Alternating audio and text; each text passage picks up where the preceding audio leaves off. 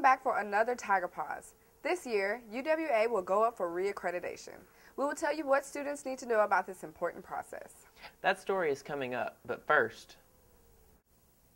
Beginning Wednesday, UWA and the City of Livingston will perform a monthly test of the emergency outdoor sirens around the UWA campus. The test will sound every first Wednesday at 9 a.m. and will be heard throughout the city.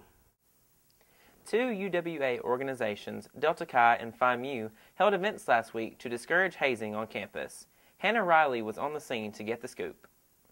As Anti-Hazing Week begins, students' stereotypes about Greek life are broken. Because a lot of Greek organizations get a bad reputation for people saying that we haze, which we do not, and we do not stand for hazing. National Hazing Prevention Week is an annual event organized by hazingprevention.org. As Anti-Hazing Week kicks off, the Delta Chi fraternity and other UWA Greek organizations raise awareness of the dangers of hazing.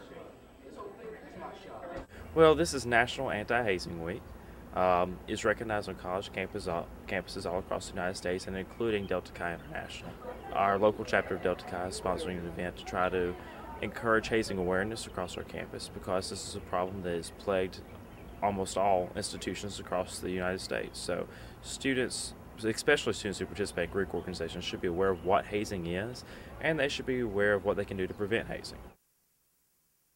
The nonprofit organization's mission is to empower people to prevent hazing in college and university student groups. For more information about National Hazing Prevention Week, visit www.hazingprevention.org. I'm Hannah Riley for Studio 96. Now back to our anchors. This April, West Alabama will receive a scheduled visit from the Southern Association of Colleges and Schools, also known as SACS. During this visit, SACS will collect information that will be used to determine if UWA will remain an accredited university. Tiara Robinson has more about how the reaccreditation process affects students. SACS actually stands for the Southern Association of Colleges and Schools, and that is the accrediting body for our university as a whole. We have other parts of our campus that are accredited, programs accredited separately, but all of the campus falls under SACS.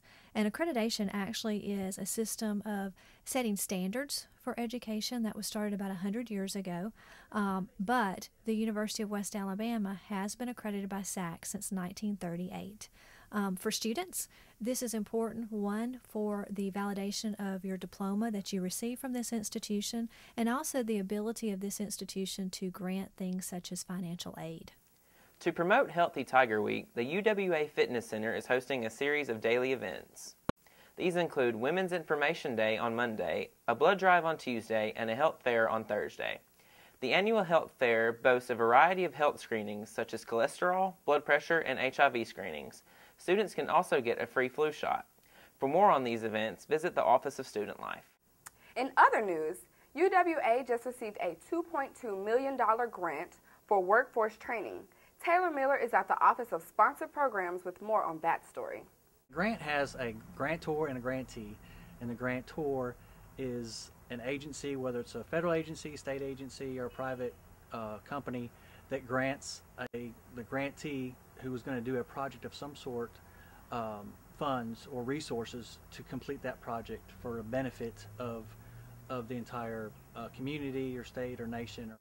The grant goes towards funding for robotic equipment and to enhance the workforce development for this area. This grant, for example, is a 4-year grant. Other grants can be just for 1 year, and the notification of a grant usually randomly takes from a month's notice to 9 months' notice.